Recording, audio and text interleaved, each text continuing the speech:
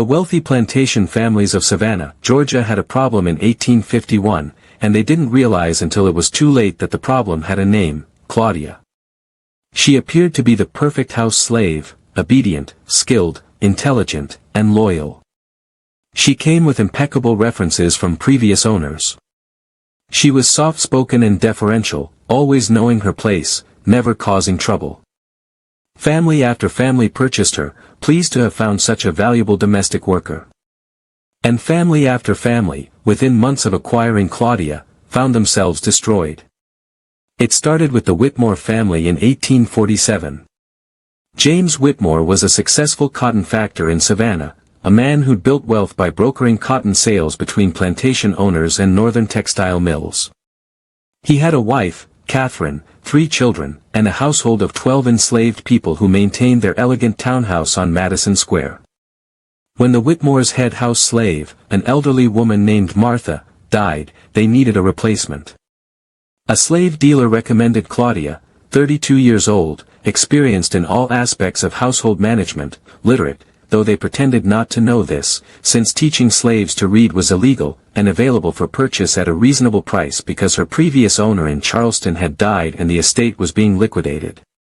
Catherine Whitmore interviewed Claudia personally and was charmed. "She's perfect," Catherine told her husband. "Educated, refined in her manner, and she has excellent skills. We should purchase her immediately." They did. And for the first 2 months, Claudia was indeed perfect. She managed the household flawlessly. She supervised the other enslaved workers with quiet efficiency. She was attentive to the children, anticipating needs before they were expressed. The Whitmores congratulated themselves on finding such a treasure. Then strange things began to happen. It started small. Catherine's jewelry began to go missing, not all at once, but piece by piece over weeks. A pearl necklace. A gold bracelet. A set of diamond earrings. Each disappearance was noticed, investigated, and blamed on one of the other enslaved house workers who, under questioning, denied taking anything. The accusations created tension in the household. Enslaved workers began to distrust each other. Catherine became suspicious and controlling, conducting frequent searches of the servants' quarters. Then James's business documents started disappearing. Important contracts vanished from his study. Letters from business partners went missing. Ledgers showed discrepancies that James couldn't explain. At first, James thought he was simply being disorganized. But the problems escalated. Appointments were missed because messages weren't delivered. Business deals fell through because documents arrived late or incomplete. James's reputation for reliability began to suffer. Catherine and James started fighting, something they'd rarely done in 15 years of marriage. She blamed him for financial mismanagement. He blamed her for failing to control the household. Both of them blamed the enslaved workers for incompetence or deliberate sabotage. "Someone in this house is working against us," James said during one heated argument. "Someone is deliberately causing these problems." They questioned every enslaved person in the household. Everyone denied wrongdoing. And through it all, Claudia remained the model of loyalty and competence, sympathizing with the Whitmores' troubles, working extra hours to try to help them resolve the various crises. 6 months after Claudia arrived, the Whitmore family was in ruins. James's business had collapsed due to missed opportunities and damaged relationships. Catherine's social standing had crumbled after she made public accusations against a business partner's wife, accusations based on rumors she'd heard from a reliable source, who was never identified. The couple was drowning in debt, facing bankruptcy, and their marriage was on the verge of collapse. In desperation, they decided to liquidate assets, including selling most of their enslaved workers. Claudia was among those sold, purchased by a slave dealer who had a buyer already lined up, the Morrison family. After the Whitmores sold their enslaved workers and some furniture, they moved to a smaller home and tried to rebuild. But the damage was too severe. Within a year, James and Catherine divorced, a scandalous outcome in 1848 Savannah. Their children were separated, sent to live with different relatives. The family was destroyed. And no one ever connected their downfall to the quiet, competent house slave who'd been with them for only 6 months. The Morrison family's destruction followed a similar pattern. Robert Morrison was a shipping magnate who owned warehouses on the Savannah waterfront. His wife, Eleanor, was a prominent socialite who hosted parties for Savannah's elite. They purchased Claudia in late 1848, impressed by her references and her refined manner. Again, Claudia was initially perfect. She managed the Morrison household with skill, supervised their dinner parties with grace, and won Eleanor's trust completely. Then the rumors started. Servants began whispering that Robert Morrison was having an affair with a free woman of color who lived in a boarding house near the docks. The whispers reached Eleanor through her ladies' circle, scandalous gossip passed along by women who claimed to have it from reliable sources. Eleanor confronted Robert, who denied everything. But more evidence appeared, receipts for expensive gifts, letters with no return address, witnesses who claimed to have seen Robert visiting the boarding house. All of it was circumstantial. None of it was provable. But it was enough to destroy Eleanor's trust and their marriage. Meanwhile, Robert's business began to suffer. Shipments went missing. Warehouse inventory didn't match the books. Valuable cargo was damaged under mysterious circumstances. Robert suspected sabotage but could never prove who was responsible. The Morrison marriage collapsed in a very public, very ugly scandal. Eleanor left Robert and moved to Charleston. Robert's business failed, and he was forced to sell everything, including the townhouse and the enslaved workers. Claudia was again sold, this time to the Pemberton family in 1849. By now, if anyone had been paying attention, they might have noticed a pattern. But no one was paying attention. Slave sales happened all the time for all kinds of reasons. And Claudia's role in the destructions was invisible. She was just a house slave, powerless and subservient, certainly not someone capable of orchestrating the downfall of wealthy white families. The Pemberton destruction was even more spectacular. Thomas Pemberton was a banker, a man who handled the financial affairs of Savannah's wealthiest families. His wife, Margaret, came from old Georgia money and was fiercely proud of her family's standing. Claudia managed their household for nearly a year, her longest tenure yet with a single family. And during that year, she was patient, methodical, and devastatingly effective. She discovered that Thomas Pemberton was embezzling from his bank, small amounts at first, then larger sums, to support a gambling habit he'd hidden from his wife. Claudia found the evidence, records hidden in Thomas's study, receipts from gaming houses, ledgers showing the discrepancies. And she made sure the evidence was discovered, not by Margaret, but by the bank's board of directors. The scandal destroyed Thomas. He was arrested for embezzlement and faced criminal charges. Margaret, humiliated, divorced him and left Savannah. Their children were sent to boarding schools, family property was seized, and the Pemberton name became synonymous with disgrace. Again, Claudia was sold as part of the estate liquidation. And again, no one suspected she played any role in the family's destruction. By 1851, Claudia had destroyed 3 prominent Savannah families in 4 years. But her most ambitious target was yet to come, the Harrison family. Colonel William Harrison was one of Savannah's most powerful men, a plantation owner with 2,000 acres and 150 enslaved workers, a former military officer, a man with political connections throughout Georgia and beyond. His wife, Victoria, was equally formidable, educated, sophisticated, and ruthlessly protective of the Harrison family's status and reputation. When the Harrisons purchased Claudia in early 1851, she knew this would be her greatest challenge.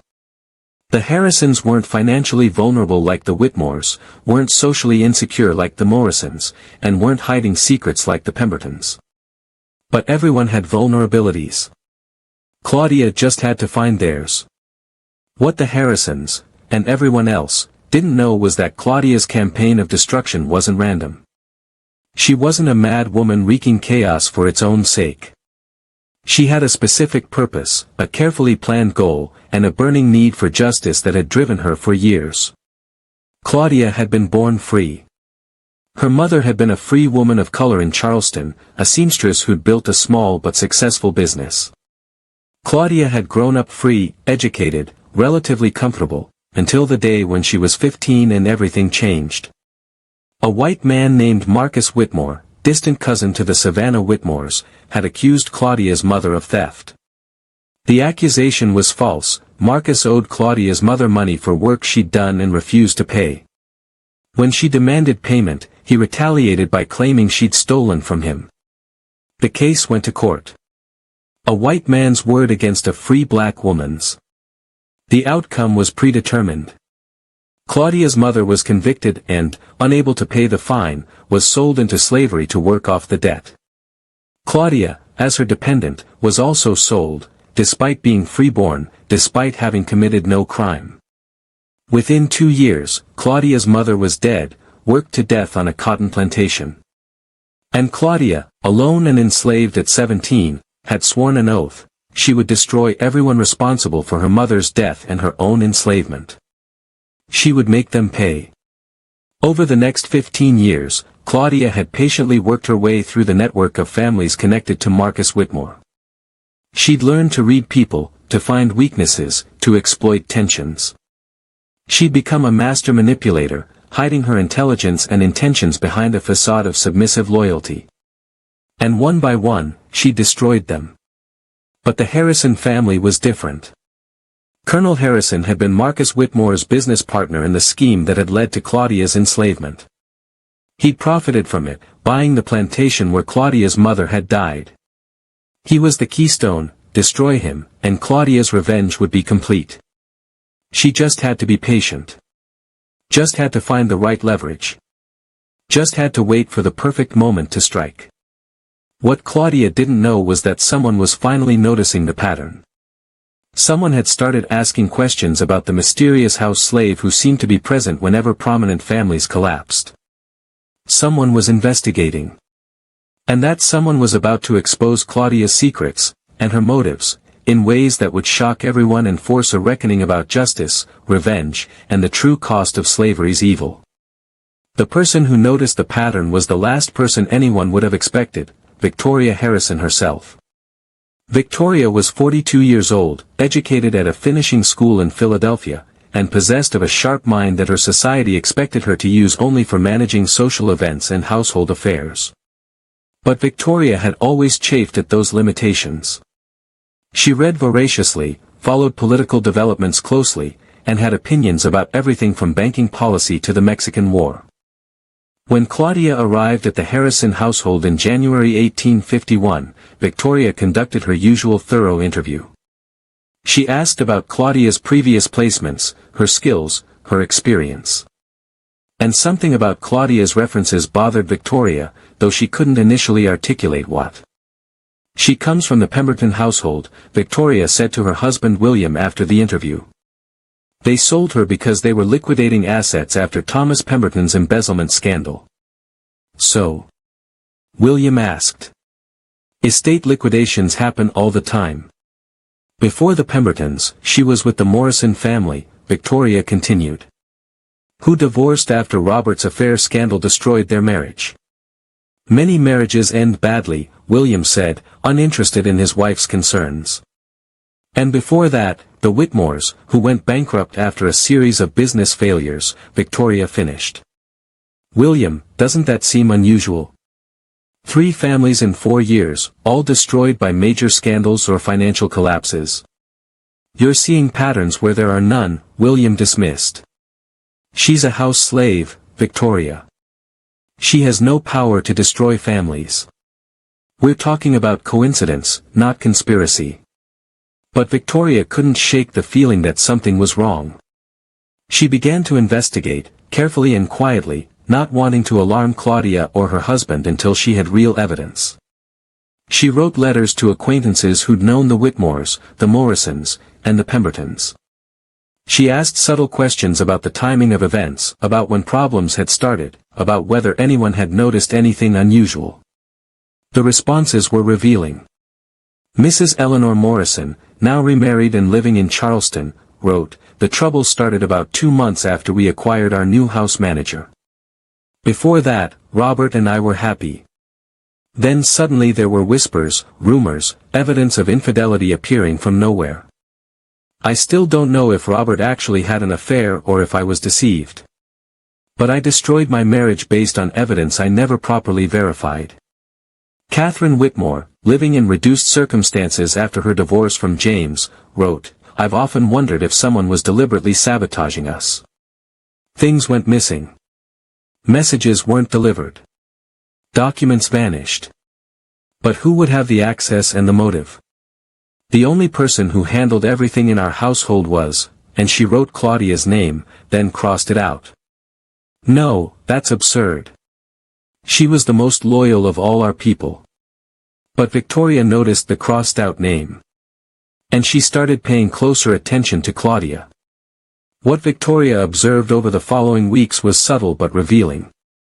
Claudia was almost too perfect, anticipating needs before they were expressed, always present when important conversations happened, always ready with helpful suggestions or timely information. And she had access to everything. As head of the household staff, Claudia supervised all the other enslaved workers. She managed the keys to every room. She handled the family's correspondence, their schedules, their most intimate domestic details. If someone wanted to know the Harrison family's vulnerabilities, Claudia was perfectly positioned to discover them. But having access didn't mean using it for harm. Victoria needed proof, not suspicion. She set a trap. Victoria created a false secret. She told William, in Claudia's hearing, that she'd hidden an expensive necklace in her bedroom because she didn't trust the household safe. She described exactly where, in a hatbox on the top shelf of her wardrobe. Then she waited. 3 days later, Victoria checked the hatbox. The necklace was gone. Victoria didn't confront Claudia immediately. Instead, she searched Claudia's small room in the servants' quarters. She found nothing, no necklace, no stolen items, nothing incriminating.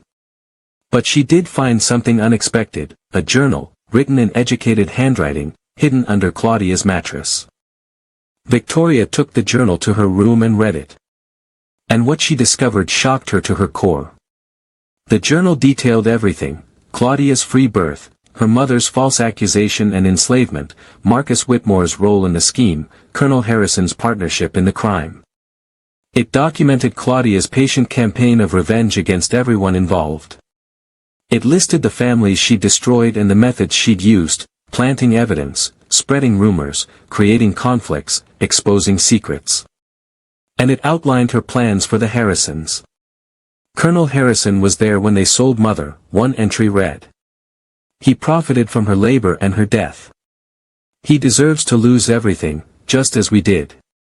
His wealth, his reputation, his family, I will take it all from him. He will know what it means to be powerless, to watch everything he loves be destroyed, to suffer without recourse or justice. Victoria sat with the journal for a long time, processing what she'd learned.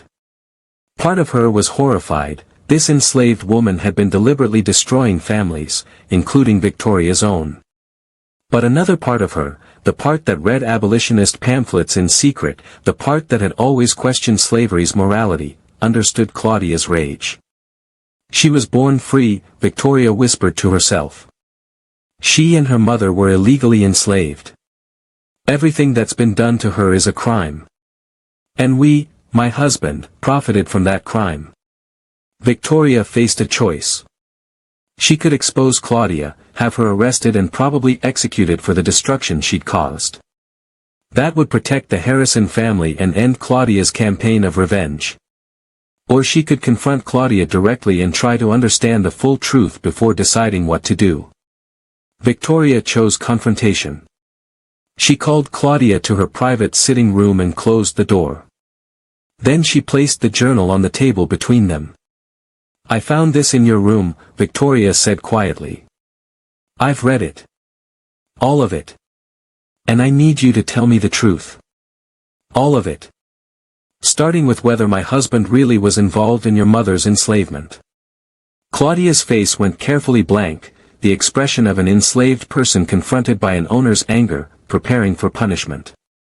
But Victoria saw something else in her eyes, a flash of fear, quickly suppressed. "I don't know what you're talking about, ma'am," Claudia said in her usual deferential tone. "Don't lie to me," Victoria said firmly. "I've read your journal. I know what you've been doing and why. I know about your mother. I know about Marcus Whitmore and my husband's role in what happened to you. What I don't know is whether your account of events is accurate. So I'm asking you directly, did Colonel Harrison participate in illegally enslaving you and your mother?" For a long moment, Claudia maintained her facade. Then something in Victoria's tone, the genuine question rather than accusation, made her crack. "Yes," Claudia said quietly.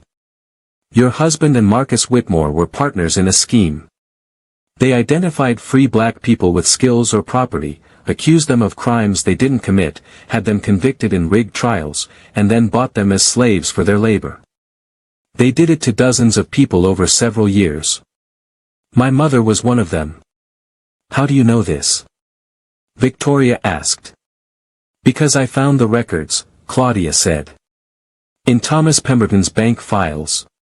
Mr. Pemberton handled the financial transactions for the scheme. That's what I was looking for when I searched his study, evidence of the conspiracy. I found it. And I found your husband's name listed as a partner and investor." She looked at Victoria with defiance finally showing through. "So yes, ma'am, I've destroyed families. I've ruined people who participated in a crime that killed my mother and stole my freedom. I've spent 15 years getting revenge on everyone who profited from our suffering. And I won't apologize for it." Victoria absorbed this. The Whitmore family in Savannah, they weren't part of the conspiracy. "James Whitmore was Marcus's cousin," Claudia said. "He knew about the scheme and said nothing. He benefited indirectly from his family connection. That made him complicit." "And the Morrisons?" "Robert Morrison's shipping company transported illegally enslaved people south, including my mother. He didn't ask questions about whether the people he was transporting were legally enslaved. He just took payment. That made him complicit." Victoria saw the pattern now. Everyone Claudia had destroyed had some connection, direct or indirect, to the conspiracy that had enslaved her. This wasn't random chaos. This was methodical, targeted justice, or revenge, depending on one's perspective. "What were you planning to do to us?" Victoria asked. "To my family?" Claudia hesitated, then seemed to make a decision. "I was going to expose your husband's role in the conspiracy. I have documents proving his involvement, ledgers, correspondence, financial records I've collected over years. I was going to send them to authorities, to newspapers, to anyone who would listen. The scandal would destroy him legally and socially. He'd face criminal charges. Your family would be ruined." "When?" Victoria asked. "Soon," Claudia admitted. "I was waiting for the right moment, when the evidence would cause maximum damage."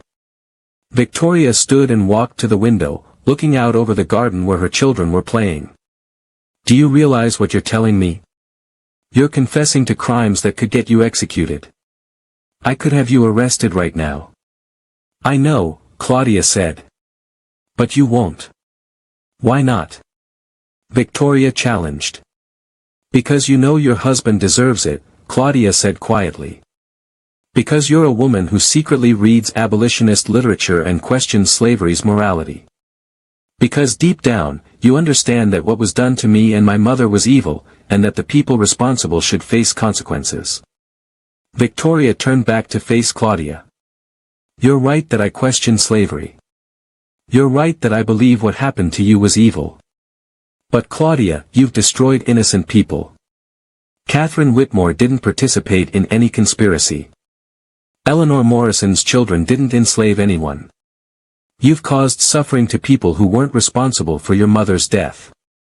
No one is truly innocent," Claudia said harshly.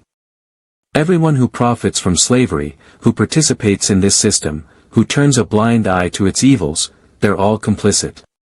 Your husband enslaved me and my mother. But you've owned enslaved people your whole life. You've benefited from their labor. Are you innocent, Mrs. Harrison? The question hit Victoria like a physical blow. Because Claudia was right, Victoria had owned enslaved people, had given orders that were followed because the people had no choice, had lived a comfortable life built on the suffering of others. No, Victoria admitted quietly. I'm not innocent. But Claudia, neither are you anymore. You've become what you hate, someone who destroys families, who causes suffering, who uses deception and manipulation to achieve your goals. Is that justice? It's the only justice available to me, Claudia said. The courts won't help me. The law protects the people who enslaved me. What choice do I have except to take justice into my own hands? Victoria sat down heavily. I don't know.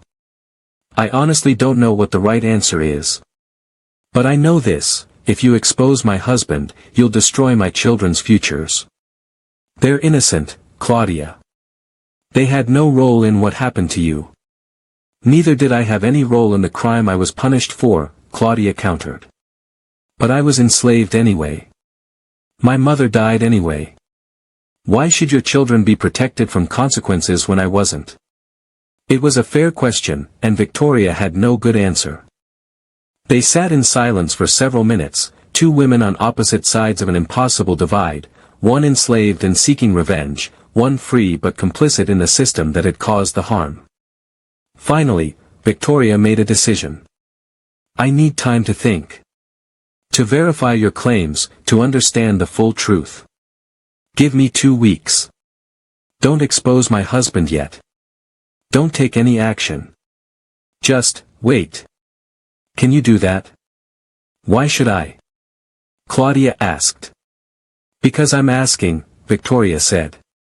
And because if your claims are true, if my husband really did participate in illegally enslaving free people, then I want to know. I deserve to know what kind of man I married. What kind of family I've built. What my own complicity really means.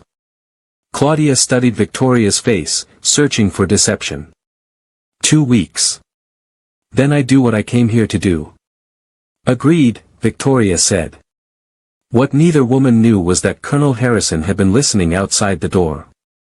He'd become suspicious of his wife's interest in their new house slave and had followed Victoria when she called Claudia to her sitting room. He'd heard everything. And now he knew that the enslaved woman in his house was planning to destroy him. William Harrison was not a man who allowed threats to go unanswered.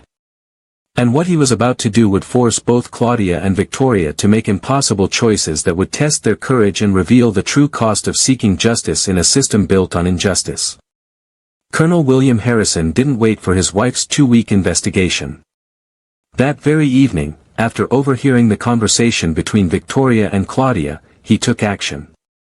He went directly to the Savannah Sheriff's Office and filed a formal complaint. His enslaved house worker had stolen valuable property, threatened him, and possessed documents she had no legal right to own. He demanded her arrest and prosecution to the fullest extent of the law. The sheriff, a man named Thomas Caldwell who owed political favors to Harrison, didn't question the accusations. By nightfall, 2 deputies arrived at the Harrison house to arrest Claudia. Victoria tried to intervene.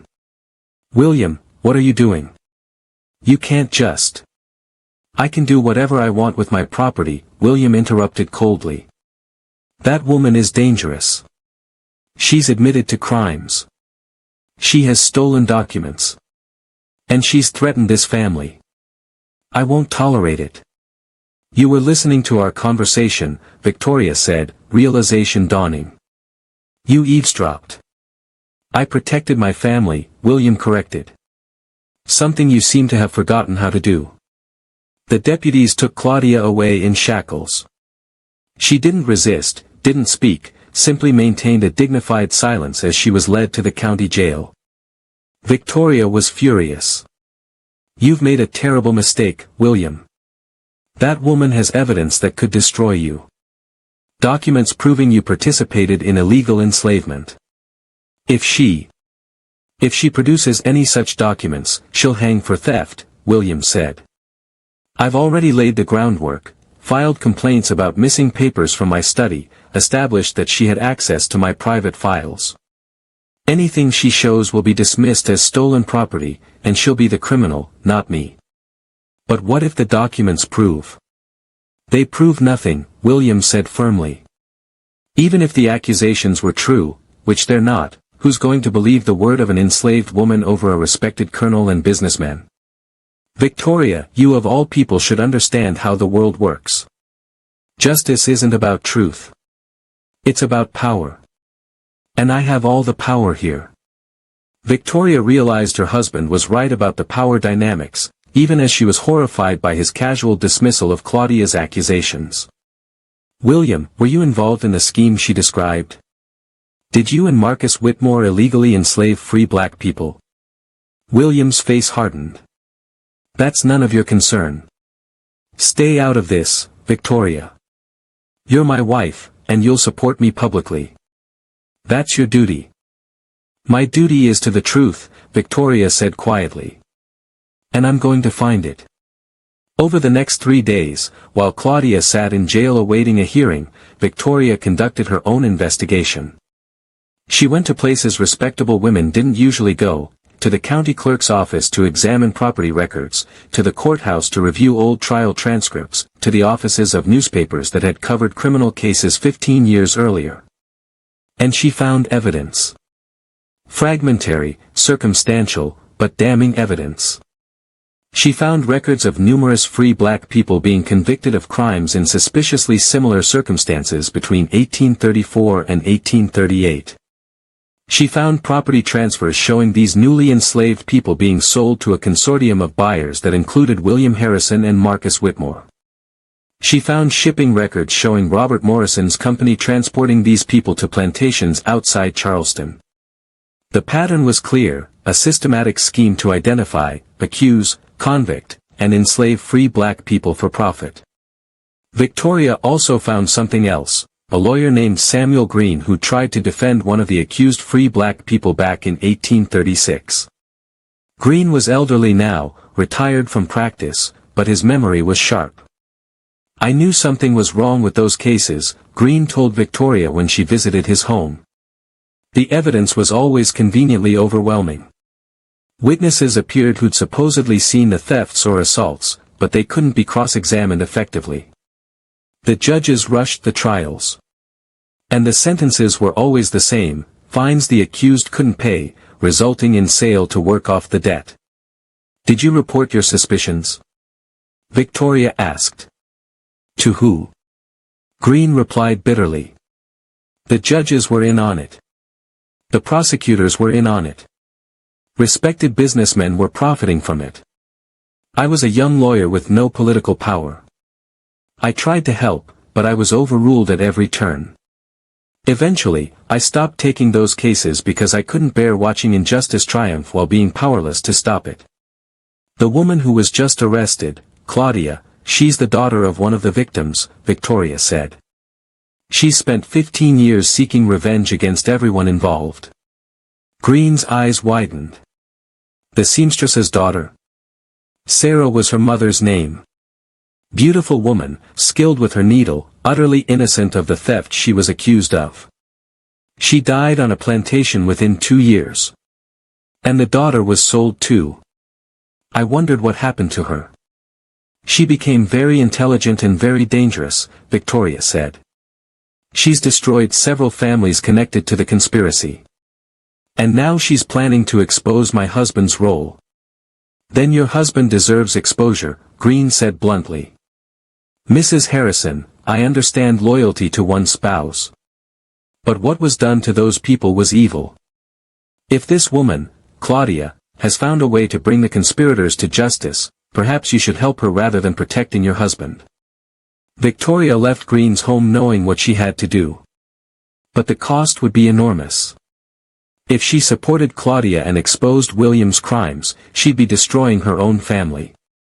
Her children would lose their father to prison or worse. Their social standing would be ruined. Her marriage would end.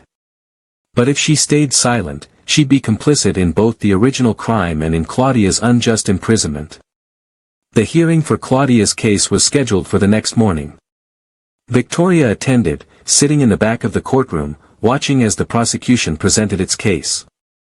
The prosecutor painted Claudia as a dangerous, manipulative slave who'd stolen from her owners, destroyed families through lies and deception, and now possessed stolen documents she planned to use to falsely accuse respected citizens. "This woman has admitted to crimes," the prosecutor thundered. "She has confessed to deliberately sabotaging multiple households. She has stolen valuable property. And she possesses documents taken from Colonel Harrison's private papers. Under Georgia law, the penalty for such crimes is clear: she should be sold outside the state to separate her from the community she's harmed." Claudia had no lawyer, enslaved people had no right to legal representation. She stood alone, facing a white judge and a courtroom full of white spectators who'd already decided her guilt. When the judge asked if she had anything to say in her defense, Claudia spoke clearly and without fear. "I was born free. My mother was free. We were illegally enslaved through a conspiracy involving Colonel Harrison, Marcus Whitmore, and others. I have documents proving this conspiracy. Everything I've done was to seek justice for crimes committed against my family. If that makes me guilty under your laws, so be it. But the true criminals are the men who enslaved free people for profit." The courtroom erupted in outrage. The judge pounded his gavel for order. "You dare accuse respected citizens of crimes? Where is your evidence?" "I'll provide it," said a voice from the back of the courtroom. Everyone turned to see Victoria Harrison standing. She walked forward, carrying a box of documents, the papers she'd collected from her husband's study combined with records from her own investigation. "Your Honor, I'm Victoria Harrison, Colonel William Harrison's wife. And I have evidence supporting this woman's claims." The courtroom went silent with shock. A white woman, a colonel's wife, supporting an enslaved woman's accusations against her own husband. It was unthinkable. William Harrison stood up from where he'd been sitting. "Victoria, sit down. You don't know what you're doing." "I know exactly what I'm doing," Victoria replied. She approached the judge's bench and set down the box of documents. "Your Honor, these papers show a pattern of free black people being falsely accused and illegally enslaved between 1834 and 1838. They show financial transactions involving my husband and others. They show a systematic conspiracy to enslave free people for profit." The judge looked at the documents, his expression growing troubled. "Mrs. Harrison, you realize what you're accusing your husband of?" "Yes, Your Honor. I'm accusing him of crimes. Serious crimes. And I'm asking that this woman, Claudia, be released and that my husband be investigated properly." William's face turned purple with rage. "You've betrayed me. You've betrayed this family. Victoria, I'll destroy you for this. You destroyed yourself when you participated in enslaving innocent people," Victoria replied quietly. "I'm simply ensuring the truth comes out." The judge called a recess to examine the documents Victoria had provided. During the break, William approached his wife. "You've ruined us," he hissed. "Our children will suffer for this. Our family name will be destroyed. Was your self-righteousness worth that cost?" "Our family name was built on crimes," Victoria said. "Yes, my choices will hurt our children. But keeping silent would have made me complicit in even greater evil. I chose to do what's right, even though it costs me everything." "You chose a slave over your own family," William spat. "I chose justice over loyalty to a criminal," Victoria corrected. "There's a difference." When the hearing resumed, the judge made an unexpected decision.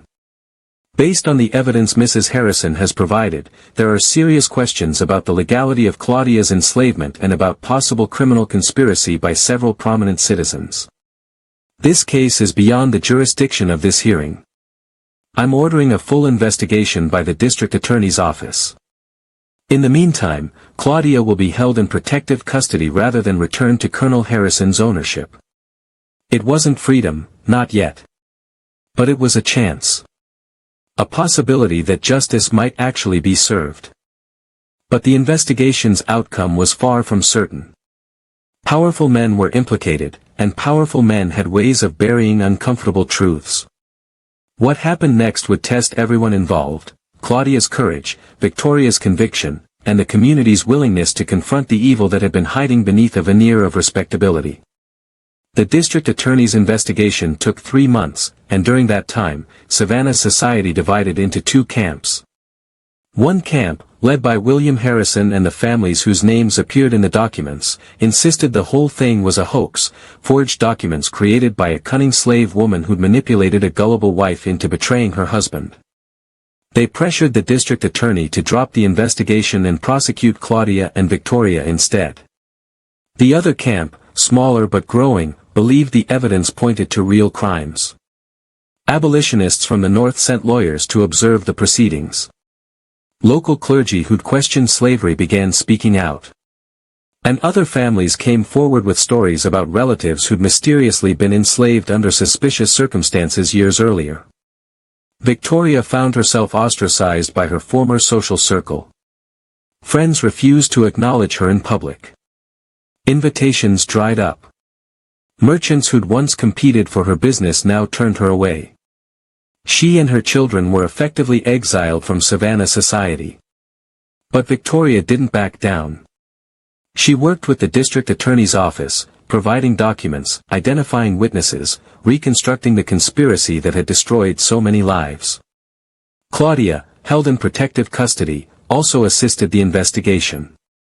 She had detailed knowledge of the conspiracy's operations, having spent years gathering information. She could name names, describe methods, point investigators to evidence they wouldn't have found otherwise. But she was still legally enslaved, still powerless, still at the mercy of a system that didn't recognize her humanity. The breakthrough came when investigators found Thomas Pemberton, the disgraced banker who'd been imprisoned for embezzlement. Facing his own legal troubles, Pemberton decided to cooperate. The enslavement scheme was real, Pemberton told investigators in a sworn deposition. Harrison, Whitmore, and 3 other men identified free black people with skills or property. They'd arrange false accusations, rig trials, and then purchase the newly enslaved people at below-market rates. I handled the financial transactions and helped them hide the money they made from selling these people to plantations. How many people were illegally enslaved? The district attorney asked. At least 47 that I personally handled transactions for, Pemberton said. Probably more through other channels. It was extremely profitable. Free people with skills were valuable as slaves, and by creating a legal pretext for enslavement, they avoided questions about kidnapping. Why are you telling us this now? The district attorney asked. Because I'm already ruined, Pemberton said. I've lost everything. But I don't want to die knowing I helped enslave innocent people without at least trying to make it right. And that woman, Claudia, she destroyed my life for my crimes. The least I can do is help her prove she was justified. Pemberton's testimony was devastating. Combined with the documents Victoria had provided and the testimony of Samuel Green and other witnesses, it built a compelling case that the conspiracy had been real. But proving the conspiracy had existed was different from bringing the conspirators to justice.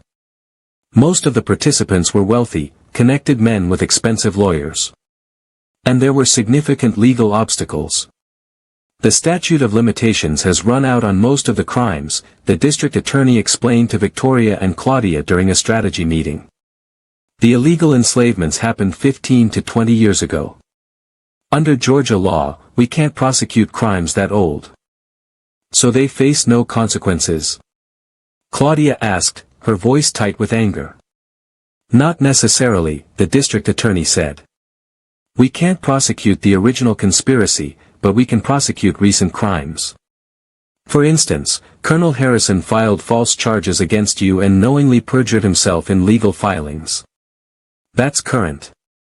And if we can prove any of the conspirators are still profiting from people they illegally enslaved, that's ongoing criminal activity. What about me? Claudia asked. What happens to me? The district attorney looked uncomfortable. That's complicated. Legally, you're still enslaved.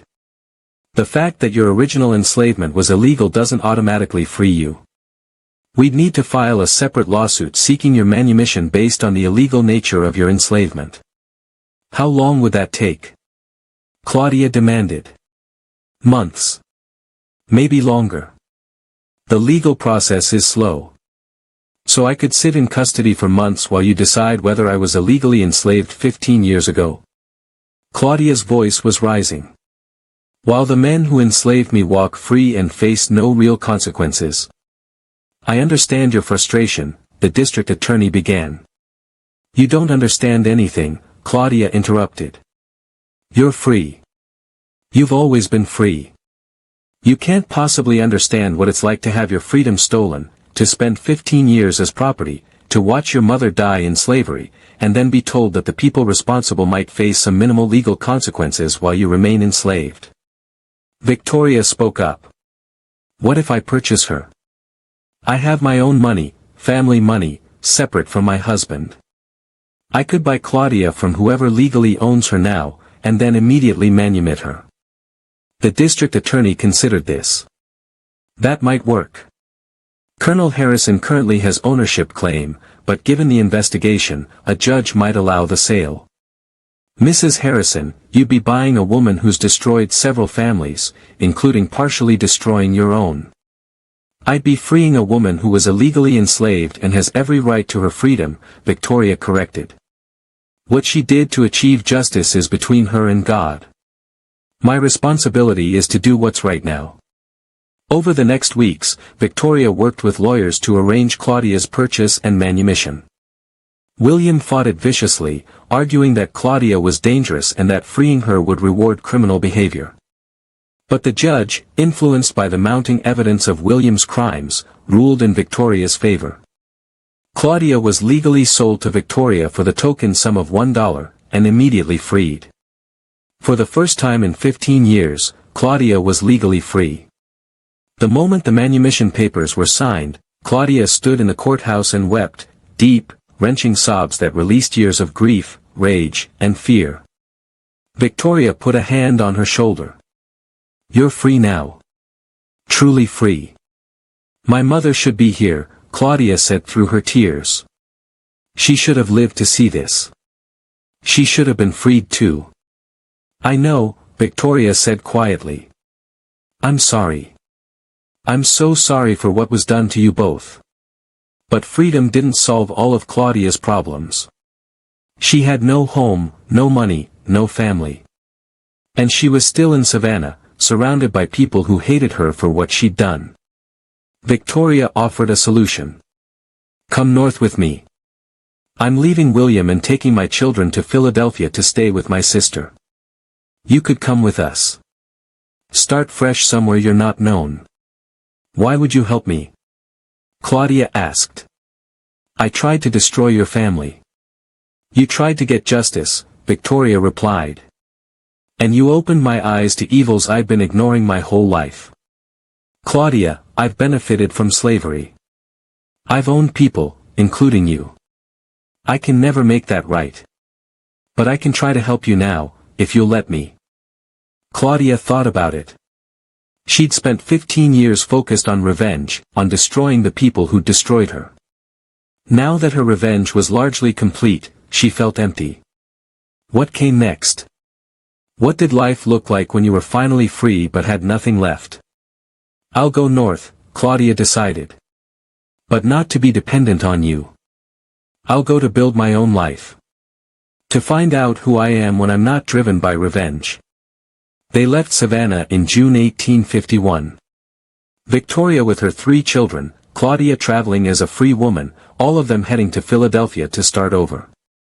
Behind them, William Harrison faced criminal charges for perjury and filing false reports.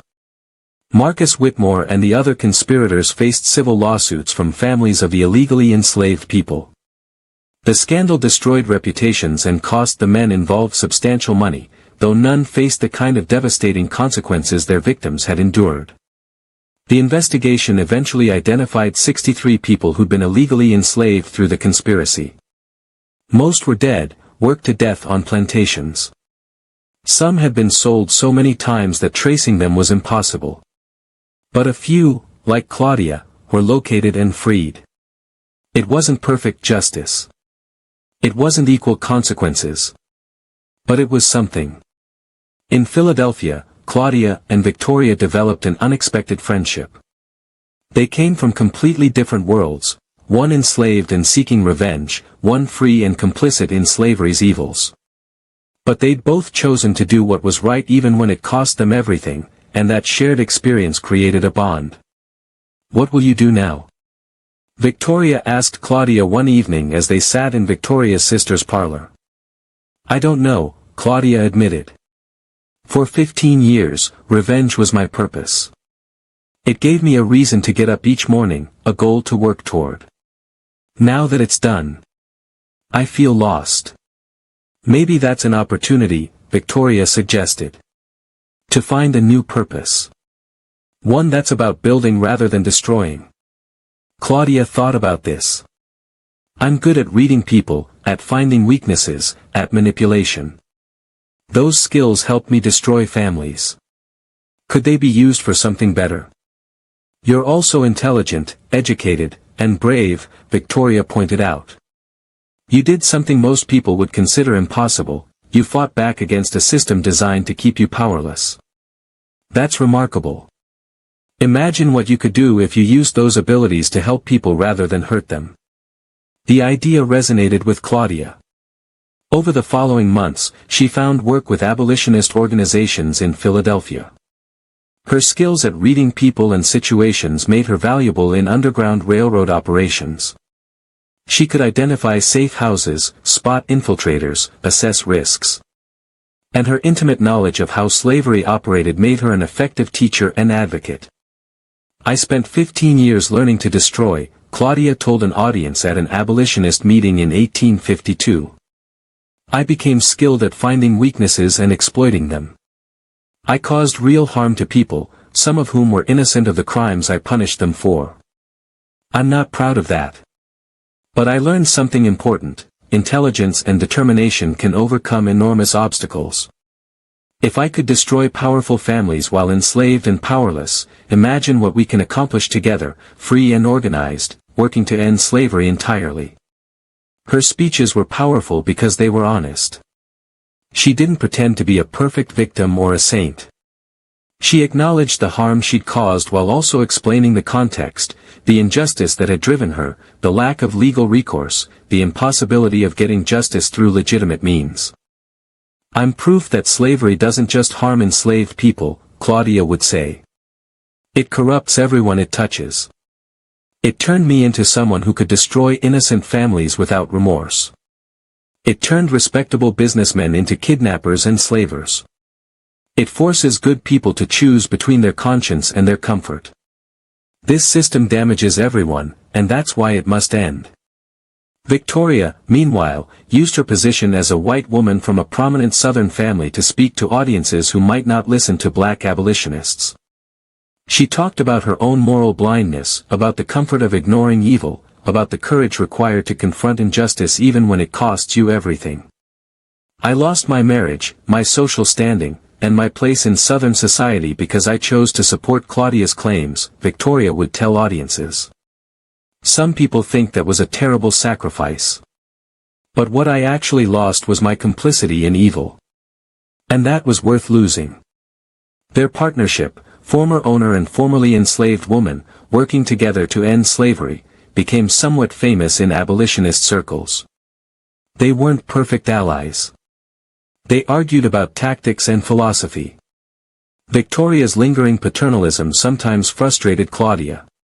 Claudia's willingness to use morally questionable methods sometimes troubled Victoria. But they respected each other.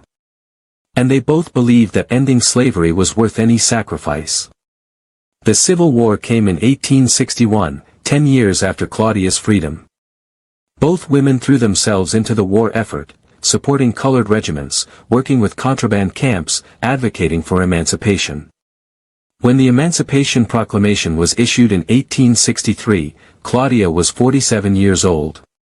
She stood with thousands of others in celebration, thinking about her mother who hadn't lived to see this day. "Justice is slow," Claudia said to Victoria as they watched the celebrations. "It took 25 years from when my mother was enslaved to when slavery was finally abolished. That's a long time to wait for what should have been done immediately." "But it happened," Victoria replied. "Partly because people like you refused to accept injustice. You fought back, even when it cost you everything. That mattered, Claudia.